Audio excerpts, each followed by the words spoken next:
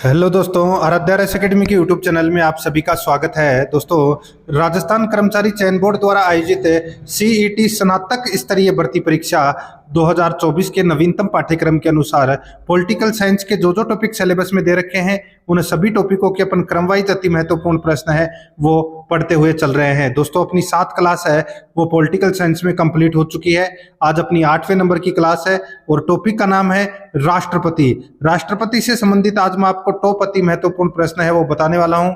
ये सीईटी की master class है और अगर आपने पिछली जो क्लासें हैं वो नहीं देखी है तो दोस्तों आप प्लेलिस्ट में जाइए, वहां पे आपको फोल्डर मिल जाएगा सीईटी स्नातक पॉलिटिकल साइंस के नाम से आपको वहां फोल्डर मिलेगा। तो आप वहां जाकर पिछली जो 7 क्लासें हैं वो जरूर देखें।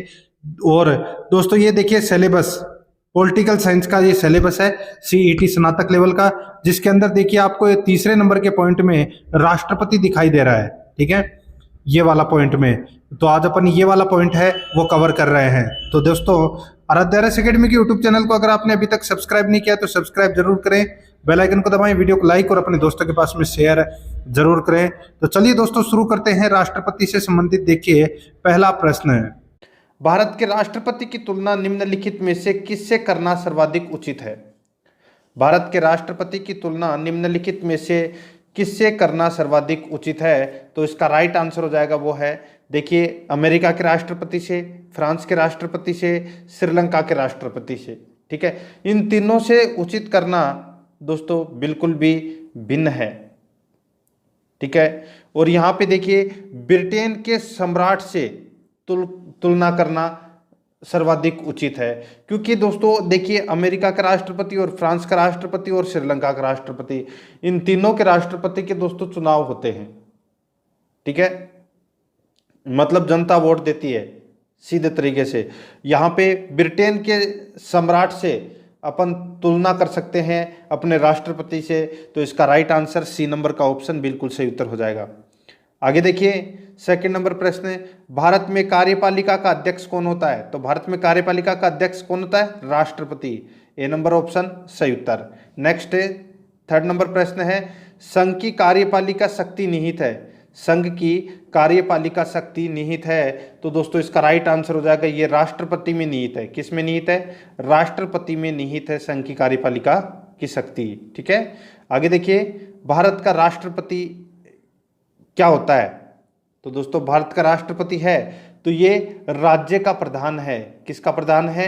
राज्य का प्रधान है भारत का राष्ट्रपति। तो इसका right answer A number option बिल्कुल सही उत्तर हो जाएगा। आगे देखिए भारतीय संविधान के अनुसार देश का प्रथम नागरिक कौन होता है? तो देश का प्रथम नागरिक है वो राष्ट्रपति होता है। ए नंबर ऑप्शन सही उत्तर। नेक्स्ट 6 नंबर प्रश्न है, भारतीय संविधान के अनुसार संघ की कार्यपालिका शक्ति किसमें निहित होती है? तो संघ की कार्यपालिका शक्ति है वो किसमें निहित होती है? तो ये राष्ट्रपति में निहित होती है। बी नंबर ऑप्शन सही उत्तर। नेक्स्ट 7 नंबर प्रश्न है, भारतीय संविधान के अनुसार देश की तीनों सेनाओं का अध्यक्ष यानी कि सुप्रीम कमांडर कौन होता है? तो देश की तीनों सेनाओं का अध्यक्ष यानी कि सुप्रीम कमांडर कौन होता है? तो वो होता है राष्ट्रपति। ए नंबर ऑप्शन बिल्कुल सही उत्तर हो जाएगा, राष्ट्रपति। आगे देखिए 8 नंबर का प्रश्न है, भारत का राष्ट्रपति होता है? भारत का राष्ट्रपति होता है तो दोस्तों ये राज्य का संवैधानिक अध्यक्ष होता है। राज्य का संवैधानिक अध्यक्ष होता है। ठीक है, भारत का राष्ट्रपति। बी नंबर का ऑप्शन बिल्कुल सही उत्तर हो जाएगा। ठीक है, भारत का वास्तविक शासक प्रधानमंत्री होता है, पहले नंबर का ऑप्शन में देखिए। आगे देखिए 9 नंबर प्रश्न है, भारतीय सशस्त्र सेनाओं का सर्वोच्च कमांडर कौन होता है? तो सशस्त्र सेनाओं का सर्वोच्च कमांडर ही राष्ट्रपति होता है दोस्तों। कौन होता है? राष्ट्रपति। ए नंबर ऑप्शन बिल्कुल सही उत्तर। 10 नंबर प्रश्न है, भारत के राष्ट्रपति के लिए आवश्यक योग्यता नहीं है, तो कौन सी योग्यता है वो आवश्यक नहीं है भारत के राष्ट्रपति के लिए? देखिए वह भारत का नागरिक होना चाहिए, बिल्कुल सही है, ये योग्यता है। वह 35 वर्ष की उम्र से अधिक का आयु का होना चाहिए, ये भी दोस्तों इसमें बिल्कुल सही है। उसमें लोकसभा के सदस्य के लिए निर्धारित सभी योग्यताएं हो, तो ये भी दोस्तों इसमें बिल्कुल सही है। वह संसद के किसी सदन का सदस्य हो, ये योग्यता नहीं है दोस्तों राष्ट्रपति की। कोई जरूरी नहीं है कि वो संसद का सदस्य होना आवश्यक हो, ठीक है, ये योग्यता नहीं है। तो अपना राइट आंसर हो जाएगा इसमें डी नंबर का ऑप्शन सही उत्तर। आगे देखिए 11 नंबर का प्रश्न है, भारत के राष्ट्रपति निर्वाचित होने के पात्र बनने के लिए किसी व्यक्ति की पूर्ण आयु यानी कि आयु पूर्ण होनी चाहिए, यानी कि सीधा सा है, राष्ट्रपति बनने के लिए न्यूनतम आयु है वो कितनी होनी आवश्यक है, तो वो है 35 वर्ष। डी नंबर ऑप्शन सही उत्तर हो जाएगा। 12 नंबर का प्रश्न है, राष्ट्रपति पद के उम्मीदवार के लिए अधिकतम आयु कितनी होनी चाहिए? राष्ट्रपति पद के उम्मीदवार के लिए अधिकतम आयु कितनी होनी चाहिए? तो दोस्तों इसका राइट आंसर हो जाएगा अधिकतम आयु की कोई सीमा नहीं है, तो इसमें डी नंबर का ऑप्शन बिल्कुल सही उत्तर हो जाएगा। चाहे आप 108 साल के हो जाओ, चाहे आप 110 साल के हो जाओ, आप राष्ट्रपति के लिए पद के लिए उम्मीदवार हैं जब तक आप जिंदा है तब तक, ठीक है, लेकिन न्यूनतम आयु है वो आपकी 35 वर्ष होनी चाहिए, ठीक है। आगे देखिए इसमें 13 नंबर का प्रश्न है, एक व्यक्ति राष्ट्रपति पद के लिए अधिकतम कितनी बार निर्वाचित हो सकता है? तो एक व्यक्ति राष्ट्रपति पद के लिए अधिकतम कितनी बार निर्वाचित हो सकता है?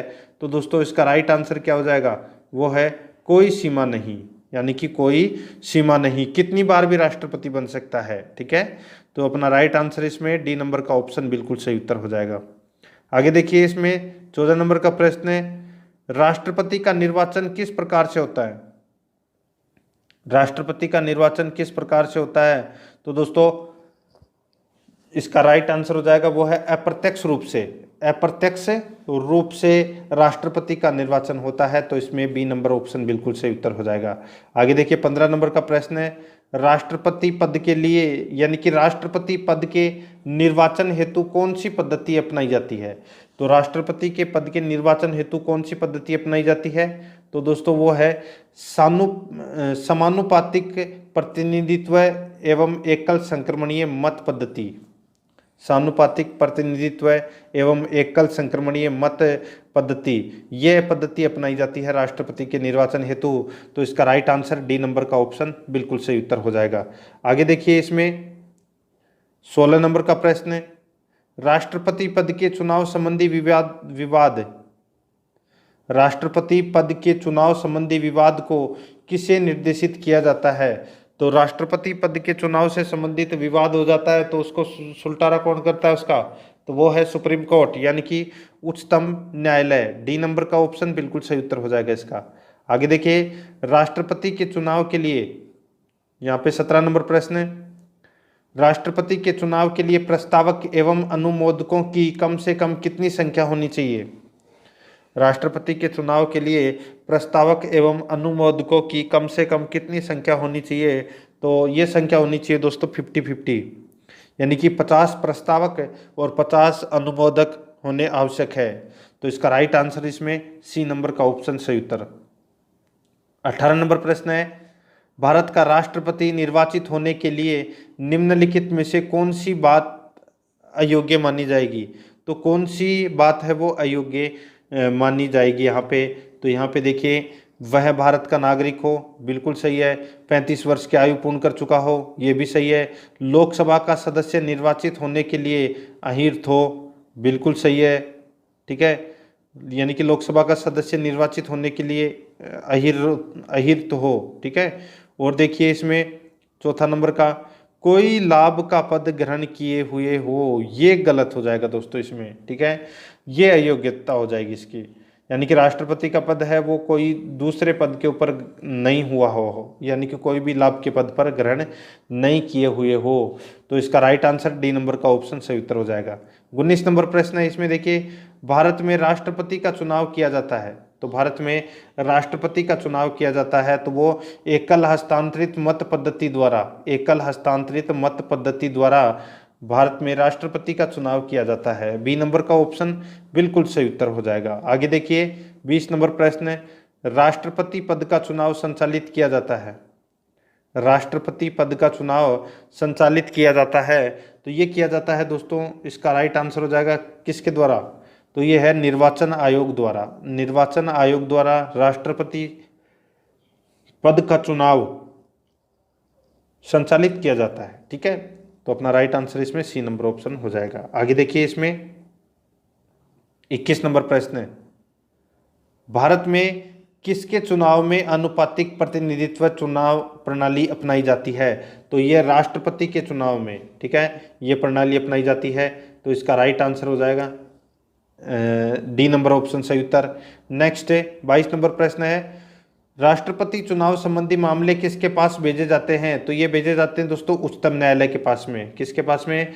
उच्चतम न्यायालय के पास में। आगे देखिए इसमें 23 नंबर प्रश्न है, किस अनुच्छेद के तहत राष्ट्रपति तथा उपराष्ट्रपति के निर्वाचन से संबंधित विवाद का निर्णय उच्चतम न्यायालय द्वारा करने का प्रावधान संविधान में किया गया है? अब यानी कि देखिए दोस्तों यहाँ पे कि राष्ट्रपति और उपराष्ट्रपति के निर्वाचन संबंधी विवाद का निर्णय है वो उच्चतम न्यायालय करता है।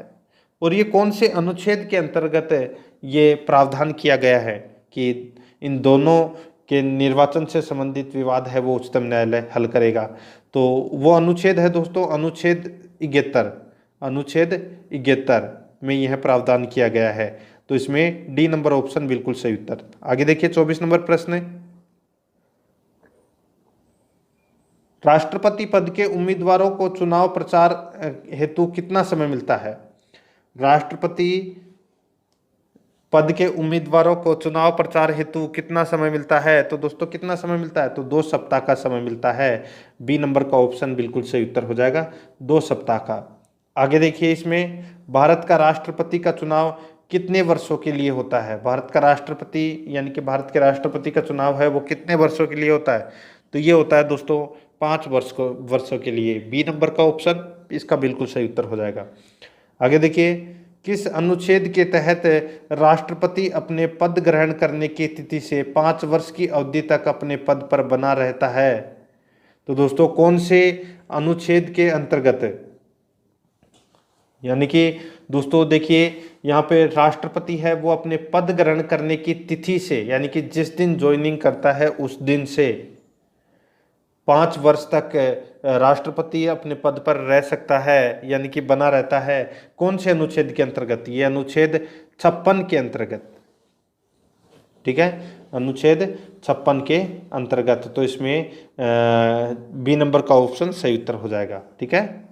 आगे देखिए इसमें 27 नंबर प्रश्न है, राष्ट्रपति के चुनाव के लिए निर्वाचक मंडल में होते हैं। तो राष्ट्रपति के चुनाव के लिए निर्वाचक मंडल में होते हैं तो कौन होते हैं निर्वाचक मंडल में? देखिए संसद के दोनों सदनों तथा विधानसभाओं के निर्वाचित सदस्य हैं वो इसमें भाग लेते हैं। यानी कि राष्ट्रपति के चुनाव में सीधा सा है कि कौन भाग लेते हैं? तो संसद के दोनों सदनों के सदस्य और विधानसभा के निर्वाचित सदस्य इसमें भाग लेते हैं। तो इसका बी नंबर ऑप्शन बिल्कुल सही उत्तर हो जाएगा, ठीक है। आगे देखिए इसके अंदर 28 नंबर प्रश्न है, भारत के राष्ट्रपति के निर्वाचन के बारे में निम्नलिखित में से कौन सा कथन सही नहीं है? तो कौन सा कथन है वो इसमें सही नहीं है वो अपने को इसमें बताना है। देखिए मैं आपको डायरेक्ट बता ही देता हूँ, पूरा ही बता देता हूँ। तो इसमें देखिए निर्वाचन से संबंधित अपने को बताना है कि कौन सा कथन इसमें सत्य नहीं है राष्ट्रपति से संबंधित। देखिए सभी राज्य विधानसभाओं के सदस्य निर्वाचक मंडल के सदस्य होते हैं, इसलिए उस समय राष्ट्रपति का निर्वाचन नहीं हो सकता जब 1 या 2 विधानसभाएं भंग हो, ठीक है। आगे देखिए इसमें तीसरा नंबर का, संसद के दोनों सदनों के सदस्यों का मत मूल्य सभी राज्य विधानसभाओं के संयुक्त मत मूल्य से कहीं भी अधिक होता है। बिल्कुल सही बात है, दोनों कथन है वो सही है। आगे देखिए इसमें कोई उम्मीदवार यदि मतों का बहुमत प्राप्त कर लेता है तो वह स्वयं ही निर्वाचित नहीं हो जाता। ये भी दोस्तों इसमें बिल्कुल सही है। आगे देखिए इसमें राष्ट्रपति के निर्वाचन के संबंध में यदि कोई विवाद हो तो सर्वोच्च न्यायालय के क्षेत्राधिकार में नहीं आता। यहाँ पे ये गलत दे रखा, नहीं तो सर्वोच्च न्यायालय के क्षेत्राधिकार में ही आता है। तो यहाँ पे नहीं गलत दे रखा है इसमें, तो अपना राइट आंसर हो जाएगा इसमें डी नंबर का ऑप्शन बिल्कुल सही उत्तर हो जाएगा। आगे देखिए इसमें 29 नंबर प्रश्न है, भारत के राष्ट्रपति को उसके पद से हटाया जा सकता है। भारत के राष्ट्रपति को उसके पद से हटाया जा सकता है तो ये संसद द्वारा हटाया जा सकता है। डी नंबर का ऑप्शन सही उत्तर हो जाएगा।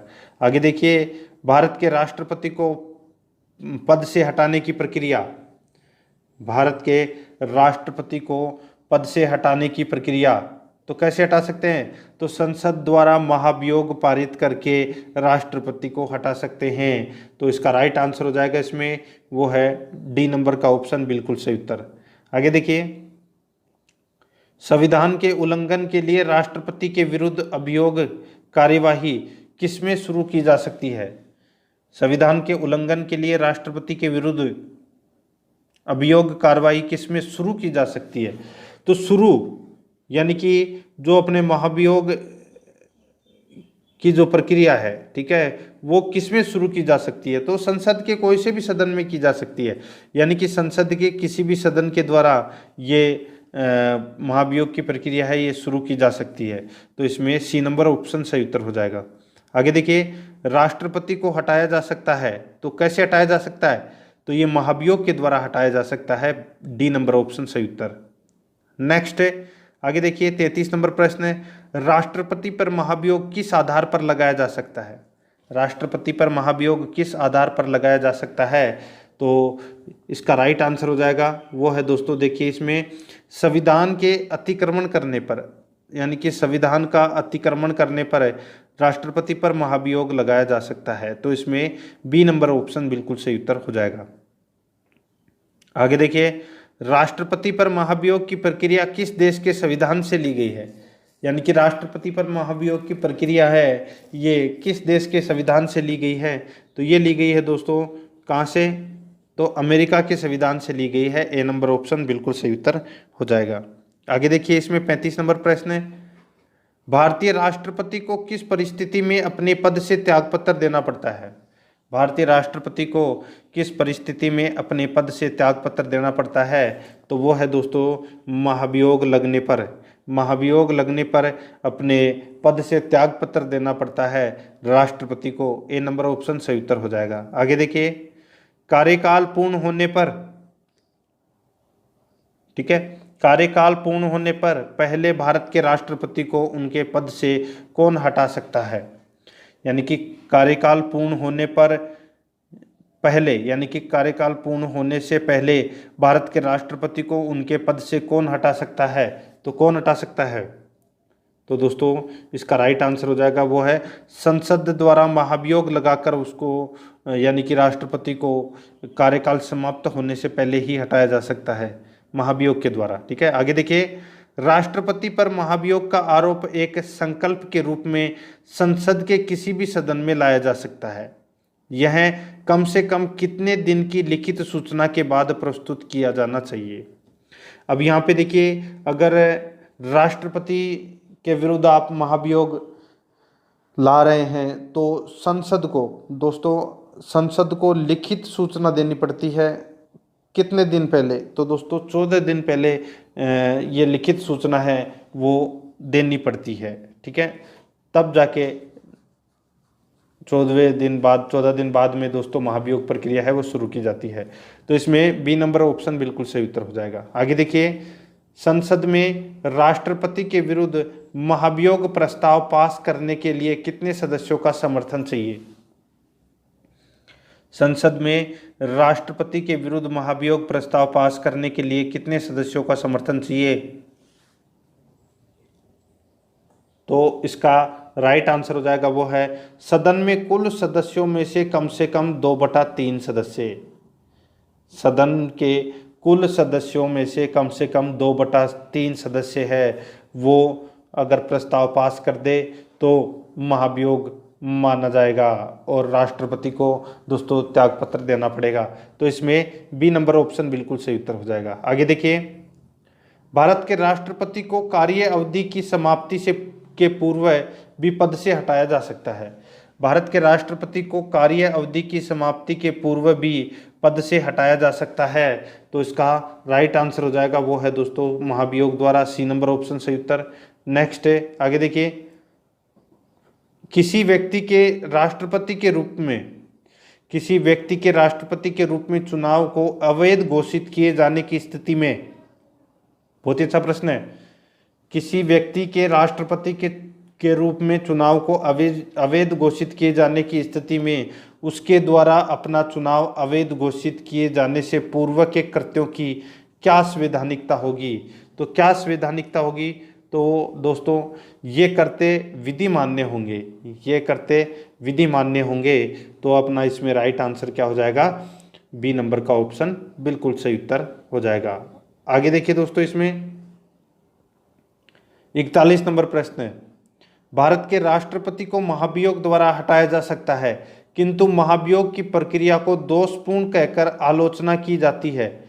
यह प्रक्रिया में कौन सा दोष नहीं है। तो कौन सा दोष है वो नहीं है इस प्रक्रिया के अंदर, वो अपने को इसमें बताना है। देखिए, राष्ट्रपति के निर्वाचन में राज्य विधानसभा के सदस्य भाग लेते हैं, किंतु महाभियोग की प्रक्रिया में उन्हें किसी भी प्रकार का अवसर नहीं दिया गया है। बिल्कुल सही बात है।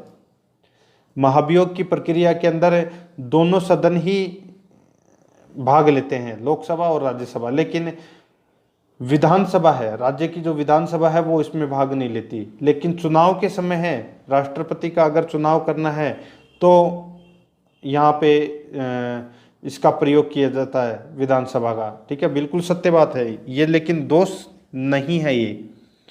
ठीक है, ये दोष नहीं है। आगे देखिए, इसमें आगे देखिए, महाभियोग में व्यवस्था है कि संसद का एक सदन आरोप लगाएगा और दूसरा सदन आरोपों की जांच करेगा। इनमें यह स्पष्ट नहीं है कि सदन स्वयं जांच करेगा या अन्य किसी से जांच कराएगी। ये भी दोस्तों इसमें सत्य है। ठीक है, ये भी इसमें दोष है, यानी कि पहला इसमें भी दोष है। ठीक है, यहाँ पे इस प्रश्न में क्या पूछा था कि कौन सा दोष नहीं है, तो ये दोष है। ठीक है, पहला भी दोष है, दूसरा भी इसमें दोष है। तीसरा देखिए, राष्ट्रपति राज्यसभा के रिक्त स्थानों पर अपने समर्थकों को मनोनीत करके 2/3 बहुमत से अपने विरुद्ध महाभियोग पारित करने की असंभव बना सकता है। ये दोष है दोस्तों। ठीक है, अब यहाँ पे देखिए, जब महाभियोग की प्रक्रिया चल रही हो, ठीक है, अब राज्यसभा और लोकसभा के अंदर टोटल 14 सदस्य मनोनीत करता है राष्ट्रपति। ठीक है, और वो अपनी इच्छा अनुसार मनोनीत करता है, यानी कि जिसको मनोनीत किया वो राष्ट्रपति को वोट तो देगा ही, सीधी सी बात है। ठीक है, तो ये इसमें एक चीज गलत दे रखा है। ठीक है, ये दोष है, दोष नहीं है ये वाला। ठीक है, देखिए, राष्ट्रपति को लोकसभा भंग करने का अधिकार है यदि उस पर आरोप लगाया जाए कि वह लोकसभा को भंग कर दे तो जनता न कि संसद अभियोग लगाने वाली होगी।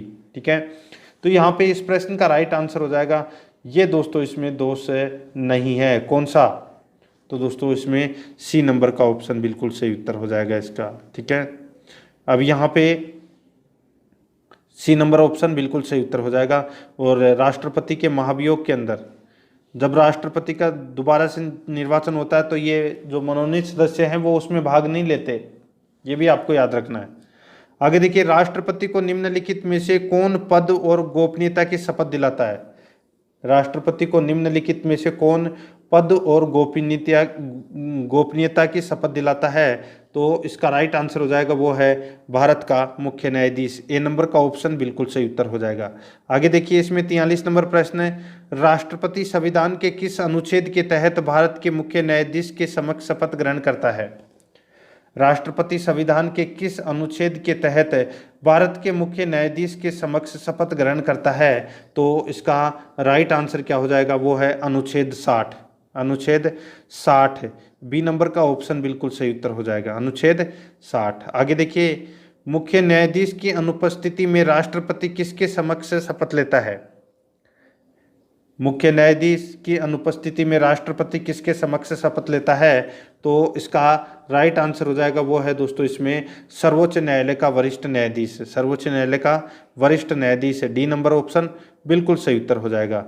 आगे देखिए, यदि राष्ट्रपति और उपराष्ट्रपति दोनों देश से बाहर हो तो उस स्थिति में उनके कार्यभार का ग्रहण कौन करेगा। ये प्रश्न दोस्तों काफी बार परीक्षा में पूछा जा चुका है। यदि राष्ट्रपति भी नहीं हो और उपराष्ट्रपति भी नहीं हो तो राष्ट्रपति के जो कार्यभार का, यानी कि जो कार्य का जो निर्गमन है वो कौन करेगा? तो वो करेगा दोस्तों सर्वोच्च न्यायालय का मुख्य न्यायाधीश। अगर मान लो राष्ट्रपति भी नहीं है और उपराष्ट्रपति भी नहीं है और सर्वोच्च न्यायालय का मुख्य न्यायाधीश भी नहीं है, तब राष्ट्रपति के कार्यों का निर्वहन कौन करेगा? तो वो है दोस्तों सर्वोच्च न्यायालय का वरिष्ठतम न्यायाधीश है, वो राष्ट्रपति के कार्यों का निर्वहन करेगा। तो इसमें सी नंबर ऑप्शन सही उत्तर हो जाएगा। नेक्स्ट 46 नंबर प्रश्न है, भारत का राष्ट्रपति अपना त्याग पत्र किसे संबोधित करता है? तो अपना त्याग पत्र है वो दोस्तों किसे संबोधित करता है? सर यहां पे देखिए न्याय पत्र है, त्याग पत्र नहीं है। यहाँ पे देखिए सॉरी न्याय पत्र नहीं, त्याग पत्र ही है ये, त्याग, ठीक है, त्याग पत्र। यहाँ पे देखिए दोस्तों राष्ट्रपति अपना त्याग पत्र है वो किसे देता है? तो उपराष्ट्रपति को, और उपराष्ट्रपति अपना त्याग पत्र किसे देता है? तो राष्ट्रपति को। यानी कि दोनों एक दूसरे को क्या करते हैं? त्याग पत्र देते हैं। तो इसका राइट आंसर इसमें बी नंबर का ऑप्शन बिल्कुल सही उत्तर हो जाएगा, उपराष्ट्रपति। आगे देखिए, राष्ट्रपति के त्याग पत्र की सूचना उपराष्ट्रपति किसको देता है? राष्ट्रपति के त्याग पत्र की सूचना उपराष्ट्रपति किसको देता है? तो ये देता है दोस्तों लोकसभा अध्यक्ष को। लोकसभा अध्यक्ष को तुरंत सूचना देगा कि राष्ट्रपति ने मेरे को त्याग पत्र दे दिया है, ठीक है। आगे देखिए, इसमें 48 नंबर प्रश्न है, एक ही समय में यदि राष्ट्रपति और उपराष्ट्रपति दोनों का पद रिक्त हो जाए तो राष्ट्रपति के कर्तव्यों का निर्वहन कौन करेगा? एक ही समय में यदि राष्ट्रपति और उपराष्ट्रपति दोनों का पद रिक्त हो जाए तो राष्ट्रपति के कर्तव्यों का निर्वहन कौन करेगा? तो इसका राइट आंसर हो जाएगा वो है भारत का मुख्य न्यायाधीश। बी नंबर का ऑप्शन बिल्कुल सही उत्तर हो जाएगा, भारत का मुख्य न्यायाधीश। आगे देखिए, यदि मृत्यु, त्याग पत्र अथवा हटाए जाने की स्थिति में भारत के राष्ट्रपति का पद रिक्त हो जाए तो उस पद का कार्यभार कौन संभालेगा? तो सीधा सा है भाई, राष्ट्रपति की मृत्यु या त्याग पत्र कुछ भी हो गया हो तो उसके कार्य को कौन संभालेगा? तो वो है उपराष्ट्रपति। तो इसमें बी नंबर ऑप्शन बिल्कुल सही उत्तर हो जाएगा।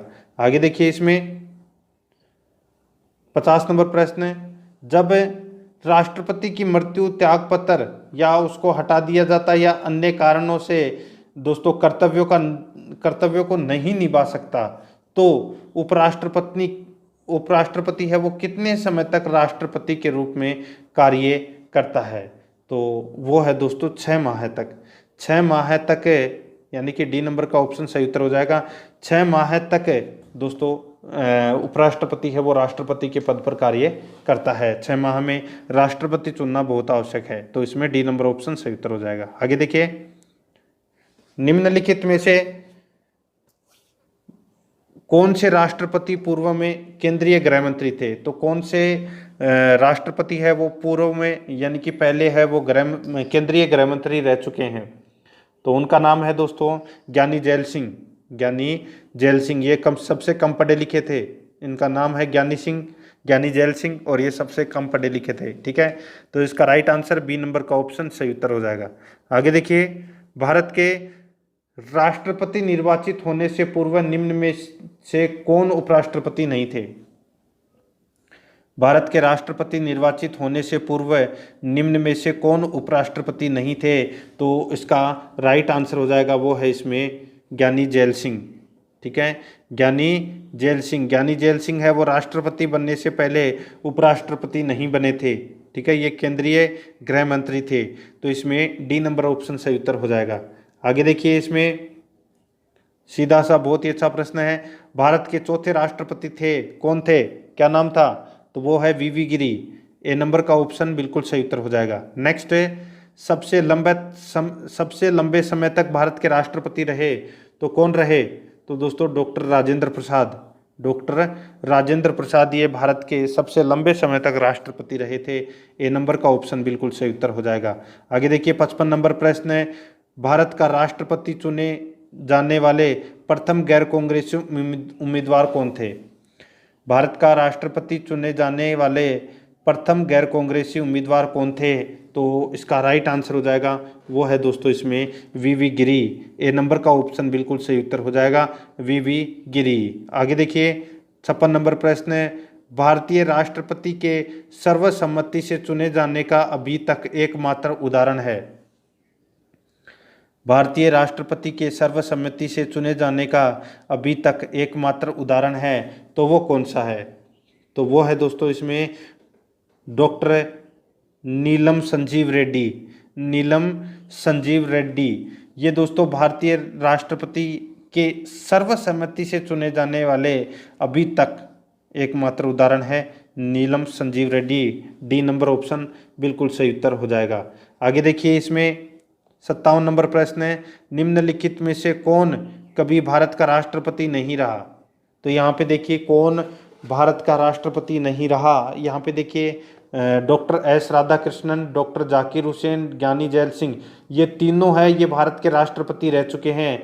सी राजगोपालाचारी ये बहुत दोस्तों भारत के राष्ट्रपति है, वो नहीं रहे थे। ठीक है, तो इसका राइट आंसर इसमें डी नंबर का ऑप्शन बिल्कुल सही उत्तर हो जाएगा। आगे देखिए 58 नंबर प्रश्न है, स्वतंत्र भारत के प्रथम राष्ट्रपति कौन थे? तो स्वतंत्र भारत के प्रथम राष्ट्रपति थे doctor Rajendra Prasad. B number option बिल्कुल सही उत्तर हो जाएगा।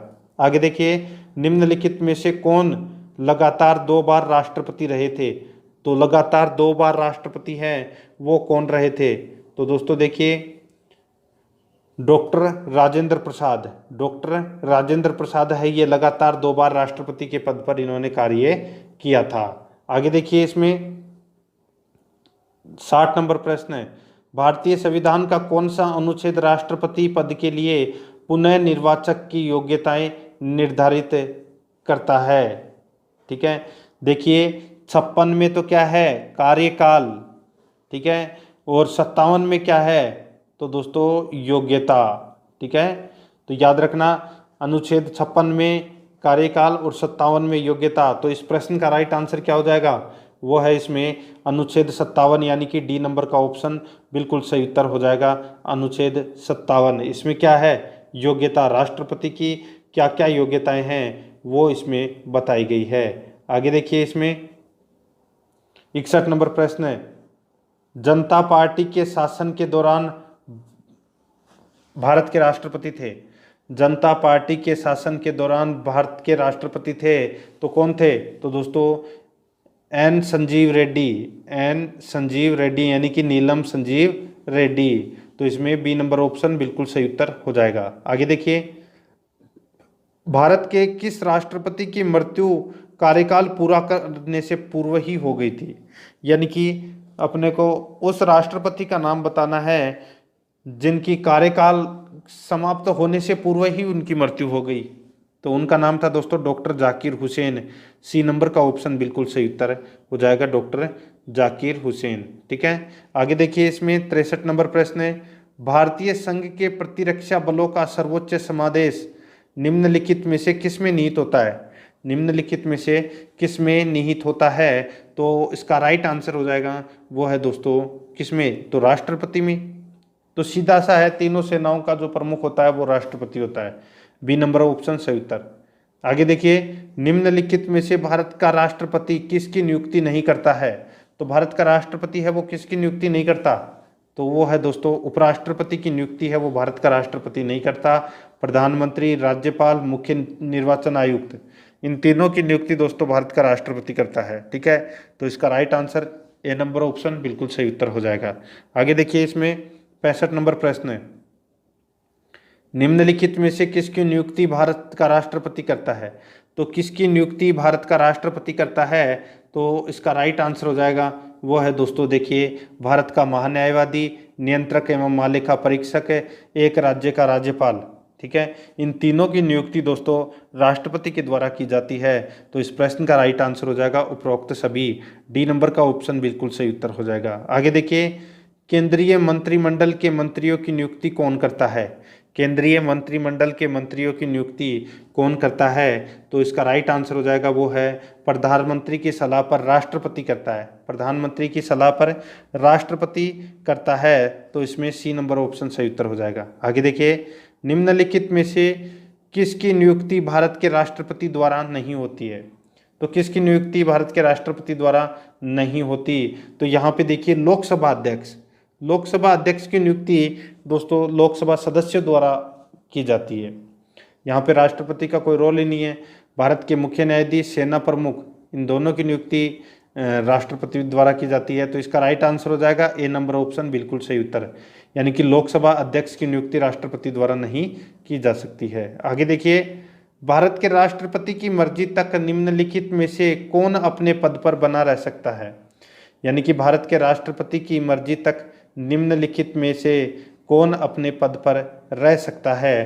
तो इसका राइट आंसर हो जाएगा, वो है दोस्तों इसमें कौन, तो वो है राज्यपाल। ठीक है, राज्यपाल की नियुक्ति कौन करता है, राष्ट्रपति करता है। और राष्ट्रपति के पद के राष्ट्रपति के अनुसार ही वो अपने पद पर बना रह सकता है। राष्ट्रपति जब चाहे तब हटा सकता है राज्यपाल को। ठीक है, तो इसमें सी नंबर ऑप्शन सही उत्तर। आगे देखिए, निम्नलिखित में से किसे राष्ट्रपति नियुक्त नहीं करता है। तो राष्ट्रपति है वो किसे नियुक्त नहीं करता, तो यहाँ पे देखिए, वित्त आयोग, योजना आयोग, राजकीय भाषा आयोग, तो संघ लोक सेवा आयोग। यहाँ पे योजना आयोग है, ये दोस्तों एक संवैधानिक इकाई नहीं है। ठीक है, तो इसकी जो नियुक्ति है वो दोस्तों राष्ट्रपति नहीं करता है। बाकी तीनों की नियुक्ति, वित्त आयोग, राजकीय भाषा आयोग और संघ लोक सेवा आयोग, इन तीनों की नियुक्ति दोस्तों राष्ट्रपति करता है। तो इसमें बी नंबर ऑप्शन सही उत्तर हो जाएगा। आगे देखिए, वित्त बिल के लिए किसकी पूर्व स्वीकृति आवश्यक है। वित्त बिल के लिए किसकी पूर्व स्वीकृति आवश्यक है, तो इसका राइट आंसर हो जाएगा, वो है दोस्तों इसमें भारत के राष्ट्रपति की। तो इसमें सी नंबर ऑप्शन बिल्कुल सही उत्तर हो जाएगा। आगे देखिए, किसी भी अभियुक्त की फांसी की सजा को बदलने या कम करने का अधिकार किसे दिया गया है।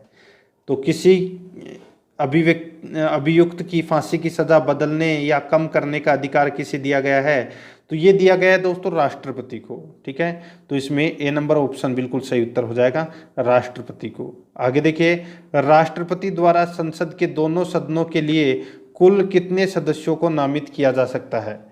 तो कुल कितने सदस्यों को नामित किया जा सकता है राष्ट्रपति द्वारा संसद के दोनों सदनों के लिए, कुल कितने सदस्यों को नामित किया जा सकता है। तो दोस्तों टोटल 14 सदस्य नामित करता है। ठीक है, ए नंबर ऑप्शन बिल्कुल सही उत्तर। आगे देखिए, इसमें 12 राज्यसभा में और 2 लोकसभा में। आगे देखिए, भारत के राष्ट्रपति को यह अधिकार प्राप्त नहीं है कि वह न्यायालय के न्यायाधीश को हटाए। ये अधिकार दोस्तों राष्ट्रपति के पास में नहीं है।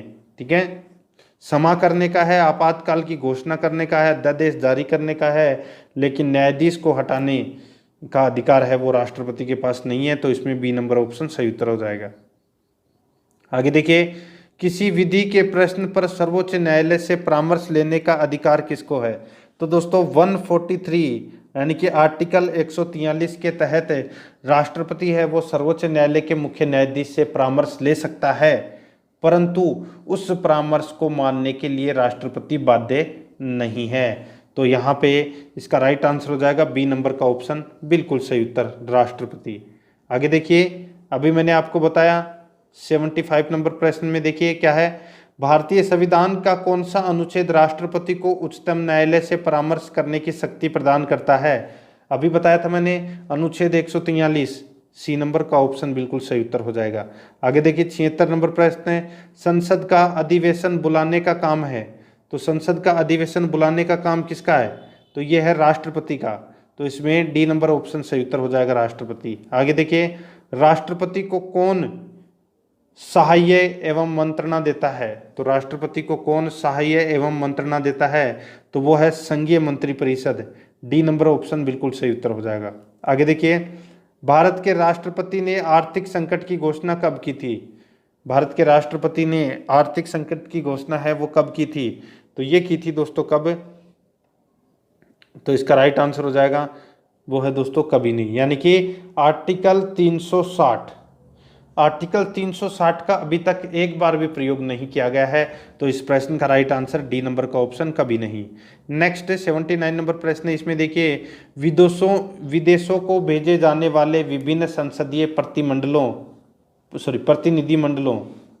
के लिए व्यक्तियों का नामांकन निम्नलिखित में से कौन करता है। दोबारा देखिए, विदेशों को भेजे जाने वाले विभिन्न संसदीय प्रतिनिधिमंडलों के लिए व्यक्तियों का नामांकन निम्नलिखित में से कौन करता है। तो दोस्तों कौन करता है, तो वो करता है राष्ट्रपति। सी नंबर ऑप्शन बिल्कुल सही उत्तर हो जाएगा। 80 नंबर प्रश्न है, इसमें देखिए, भारत के निम्नलिखित में से किस मुख्य न्यायाधीश ने कुछ समय तक भारत के राष्ट्रपति के रूप में कार्य किया? भारत के निम्नलिखित में से किस मुख्य न्यायाधीश ने कुछ समय तक भारत के राष्ट्रपति के रूप में कार्य किया? तो दोस्तों उनका नाम था एम हिदायतुल्ला, यानी कि न्यायमूर्ति एम हिदायतुल्ला। इन्होंने राष्ट्रपति के रूप में कार्य किया हुआ है। तो इसमें डी नंबर का ऑप्शन बिल्कुल सही उत्तर हो जाएगा। आगे देखिए 81 नंबर प्रश्न है, बहुत ही अच्छा प्रश्न है। निम्नलिखित में से कौन राष्ट्रपति का कार्य नहीं है? तो दोस्तों कौन सा इसमें राष्ट्रपति का कार्य नहीं है वो अपने को बताना है दोस्तों इसमें, ठीक है। देखिए यहाँ पे लोकसभा का सत्र बुलाना ये राष्ट्रपति का कार्य है, लोकसभा का विघटन करना ये भी राष्ट्रपति का कार्य है, लोकसभा का सत्रावसान करना ये भी राष्ट्रपति का कार्य है, ठीक है। अब बचा अपने पास चौथा, यानी कि किसी सत्र के अंतर्गत लोकसभा की बैठक आहूत करना, ये दोस्तों राष्ट्रपति का कार्य नहीं है। तो इसका right answer D number option हो जाएगा। आगे देखिए, विदेशी देशों के सभी राजदूतों का कमिश्नरों के प्रत्यय पत्र किसके द्वारा प्राप्त किए जाते हैं? विदेशी देशों के सभी राजदूतों का कमिश्नरों के प्रत्यय पत्र किसके द्वारा प्राप्त किए जाते हैं? तो इसका राइट आंसर हो जाएगा वो है राष्ट्रपति के द्वारा। सी नंबर का ऑप्शन सही उत्तर हो जाएगा। नेक्स्ट 83 नंबर प्रश्न है, राष्ट्रपति किस विधेयक को पुनर्विचार के लिए नहीं लौटा सकता? राष्ट्रपति किस विधेयक को पुनर्विचार के लिए नहीं लौटा सकता? तो वो है धन विधेयक। तो इसमें सी नंबर का ऑप्शन बिल्कुल सही उत्तर हो जाएगा, धन विधेयक, ठीक है। धन विधेयक को दोस्तों वापस नहीं लौटा सकता। आगे देखिए, यदि राष्ट्रपति द्वारा किसी विधेयक को पुनर्विचार के लिए लौटाया जाता है तो वह किस वीटो का प्रयोग करता है? तो वह कौन सा वीटो का प्रयोग करता है, ठीक है।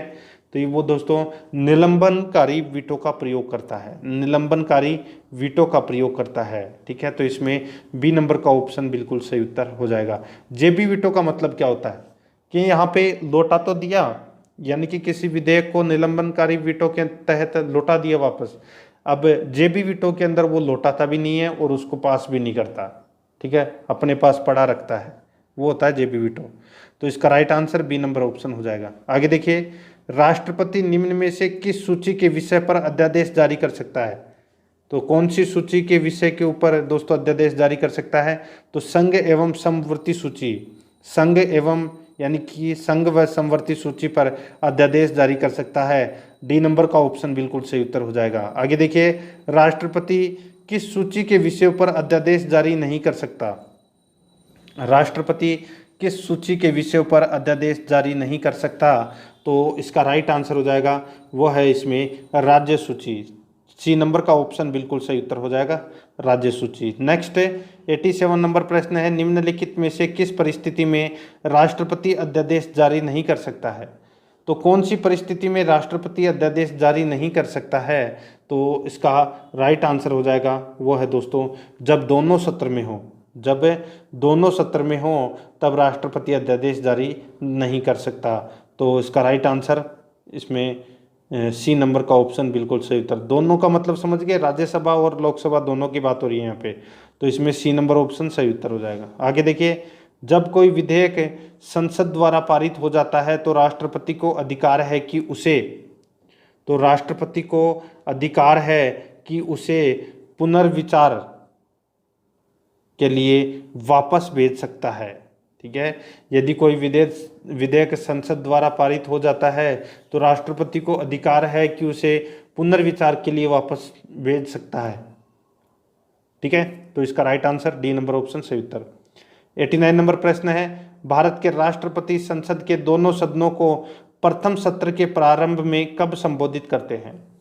भारत के राष्ट्रपति संसद के दोनों सदनों को प्रथम सत्र के प्रारंभ में कब संबोधित करते हैं? तो इसका राइट आंसर हो जाएगा वो है दोस्तों इसमें देखिए प्रतिवर्ष लोकसभा के लिए प्रत्येक आम चुनाव के बाद में, ठीक है। तो इस प्रश्न का राइट आंसर हो जाएगा सी नंबर का ऑप्शन ए और बी दोनों। नेक्स्ट, संविधान के अनुच्छेद 124 के अंतर्गत राष्ट्रपति निम्नलिखित में से क्या कर सकता है? राष्ट्रपति निम्नलिखित में से क्या कर सकता है? तो इसका राइट आंसर हो जाएगा वो है दोस्तों इसमें सर्वोच्च न्यायालय के न्यायाधीशों की नियुक्ति। ठीक है, यानी कि अनुच्छेद 124 के अंतर्गत राष्ट्रपति है वो सर्वोच्च न्यायालय के न्यायाधीशों की नियुक्ति कर सकता है। तो इसमें बी नंबर ऑप्शन बिल्कुल सही उत्तर हो जाएगा।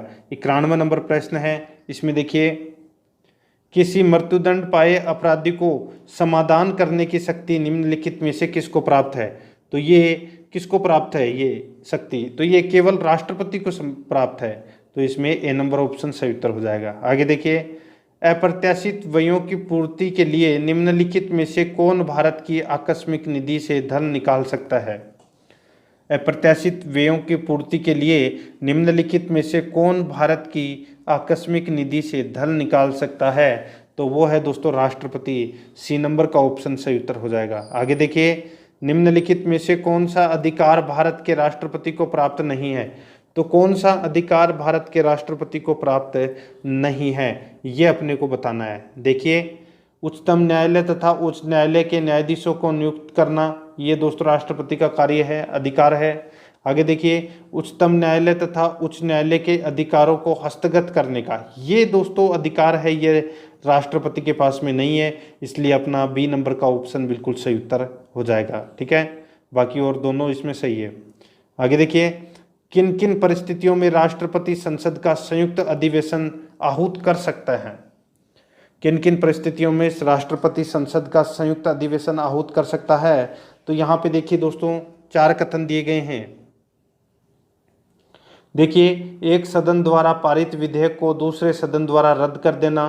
ठीक है, दूसरा है एक सदन द्वारा विधेयक में प्रस्तावित संशोधन दूसरे सदन द्वारा स्वीकार न किया जाना। ठीक है, दूसरा देखिए, तीसरा देखिए, इसमें एक सदन द्वारा विधेयक की प्राप्ति के 6 माह तक कोई कार्रवाई नहीं करना। ठीक है, तो इसका राइट आंसर हो जाएगा उपयुक्त सभी परिस्थितियों में राष्ट्रपति संसद का संयुक्त अधिवेशन है वो आहूत कर सकता है। ठीक है, तो इसमें डी नंबर का ऑप्शन बिल्कुल सही उत्तर हो जाएगा। आगे देखिए, किसी संस्तुति के आधार पर भारत का राष्ट्रपति भारत की आकस्मिक निधि से धन व्यय कर सकता है? किसी संस्तुति के आधार पर भारत का राष्ट्रपति भारत की आकस्मिक निधि से धन व्यय कर सकता है? तो इसका राइट आंसर हो जाएगा वो है दोस्तों इसमें किसी भी संस्तुति की जरूरत नहीं है।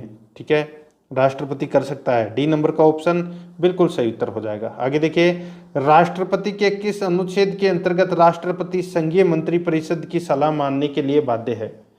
राष्ट्रपति के किस अनुच्छेद के अंतर्गत राष्ट्रपति संघीय मंत्रिपरिषद की सलाह मानने के लिए बाध्य है?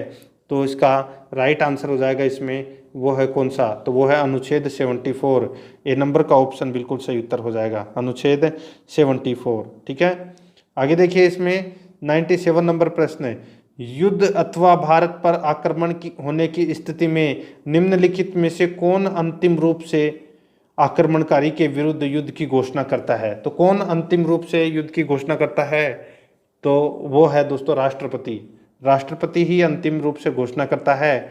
डी नंबर का ऑप्शन बिल्कुल सही उत्तर हो जाएगा। आगे देखिए, भारतीय संविधान के अनुसार भारत के राष्ट्रपति का कर्तव्य है कि वे निम्न में से किनको संसद के पटल पर रखवाएं? तो यहाँ पे देखिए दोस्तों, संघ वित्त आयोग की सिफारिशों को, बिल्कुल सही है। लोक लेखा समिति के प्रतिवेदन को ये नहीं रखवाएगा दोस्तों राष्ट्रपति। ठीक है, आगे देखिए, नियंत्रक महालेखा परीक्षक के प्रतिवेदन को, राष्ट्रीय अनुसूचित जाति आयोग के प्रतिवेदन को, तो यानी कि 1, 3 और 4 इन तीनों के प्रतिवेदन को दोस्तों ये रखवाएगा। ठीक है, तो अपना राइट आंसर हो जाएगा संसद की पटल के ऊपर। ठीक है, तो इसका राइट आंसर इसमें 1, 3, 4, तो 1, 3, 4 सी नंबर ऑप्शन बिल्कुल सही उत्तर हो जाएगा। आगे देखिए, 99 नंबर प्रश्न, लोकसभा निम्नलिखित में से किसके द्वारा भंग की जाती है? तो किसके द्वारा भंग की जाती है? तो ये की जाती है दोस्तों प्रधानमंत्री के परामर्श से राष्ट्रपति द्वारा। प्रधानमंत्री के परामर्श से राष्ट्रपति द्वारा ये लोकसभा है ये भंग की जाती है। बी नंबर का ऑप्शन बिल्कुल सही उत्तर हो जाएगा। आगे देखिए, इसमें 100 नंबर का प्रश्न है, राष्ट्रपति निम्नलिखित में से किस परिस्थिति में आपातकाल की उद्घोषणा कर सकता है? राष्ट्रपति निम्नलिखित में से किस परिस्थिति में आपातकाल की उद्घोषणा कर सकता है? तो ये है प्रधानमंत्री तथा मंत्रिमंडल के लिखित परामर्श पर। प्रधानमंत्री तथा मंत्रिमंडल के लिखित परामर्श पर दोस्तों आपातकाल की उद्घोषणा कर सकता है। तो इसका बी नंबर ऑप्शन बिल्कुल सही उत्तर हो जाएगा। तो दोस्तों प्रश्न आपको कैसे लगे कमेंट में जरूर बताएं और आराध्या रेस एकेडमी के यूट्यूब चैनल को सब्सक्राइब जरूर करें, बेल आइकन को दबाएं, वीडियो को लाइक और अपने दोस्तों के पास में शेयर जरूर करें। मिलते हैं दोस्तों नेक्स्ट क्लास में। जय हिंद, जय भारत।